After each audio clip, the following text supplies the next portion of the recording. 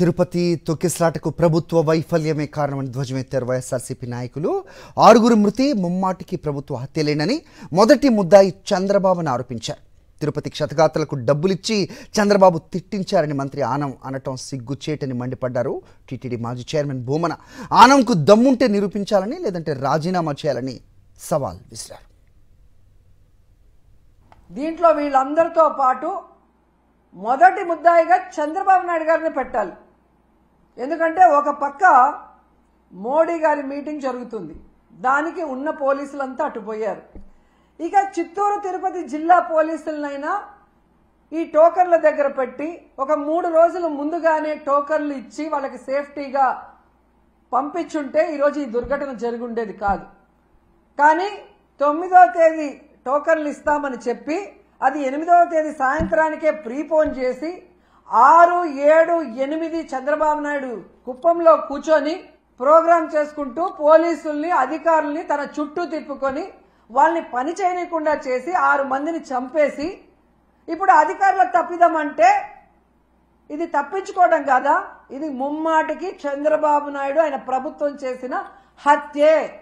దేవాదాయ శాఖ మంత్రి ఆనం రామనారాయణ రెడ్డి గారు నిన్న పత్రికల వారితో మాట్లాడుతూ వైసీపీ నాయకులు ఆ క్షతగాత్రులకు 18 మందికి డబ్బులిచ్చి చంద్రబాబు గారికి వ్యతిరేకంగా తిట్టమని చెప్పారు అని చేసినటువంటి ఆరోపణ ఎంత దారుణంగా ఉందంటే, మీ నిర్వాహకం వలన 6 మంది మరణానికి గురైతే దానికి నైతిక బాధ్యత వహించి రాజీనామా చేయవలసినటువంటి స్థానంలో ఉన్నటువంటి మీరు జగన్మోహన్ రెడ్డి గారి మీద ఈ రకమైనటువంటి ఆరోపణ చేయటం ఒక సీనియర్ రాజకీయ నాయకుడిగా మీ స్థాయిని ఎంతగా దిగజార్చిందంటే, ఈ మొత్తం ఎపిసోడ్లో వైసీపీ నాయకుల్లో లేకపోతే మేము కానీ ఎవరం కూడా మీ పాత్రకు సంబంధించి ఏమి మాట్లాడలేదు కాబట్టి తద్వారా మీరు నా అస్తిత్వం ఎక్కడ తగ్గిపోతుందోనని ఈ రకమైనటువంటి ఆరోపణలకు దిగినారో లేదా దిగినారేమో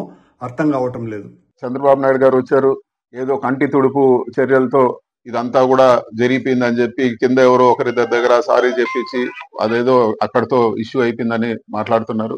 అసలు ఎందుకు జరిగింది, ఎవరు లోపం వల్ల ఇది జరిగింది, వాళ్ళపైన చర్యలు తీసుకోకుండా సంబంధం లేని వాళ్ళని 1-2 పైన ఏదో కంటి తుడుపు చర్యలు తీసుకొని ఈ రోజు ఇంకా అయిపోయింది మేము సారీ చెప్పాం కదా అంటున్నారు. తొక్కిసలాట జరిగి ఎంతో మంది ప్రాణాలు పోతే సారీ సరిపోదు, ఖచ్చితంగా చర్యలు తీసుకోవాలని చెప్పి కూడా మేము కోరుతా ఉన్నాము. తిరుమల తిరుపతి దేవస్థానము బోర్డు వీళ్ళు బాధ్యత తీసుకుని వాళ్ళు ఇమీడియట్గా రాజీనామా చేయాలి.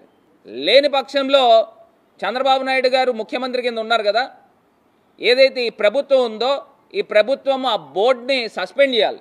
ఇప్పుడు మీరు హై లెవెల్లో మీరు యాక్షన్ తీసుకోవాలి, కానీ ఒక డిఎస్పీని లేకపోతే అక్కడున్న ఒక కామన్ అధికారులపైన ఏదో సస్పెన్షన్ వేసేస్తే దానికి సరిపోతుందా అని నేను అడుగుతా ఉన్నా.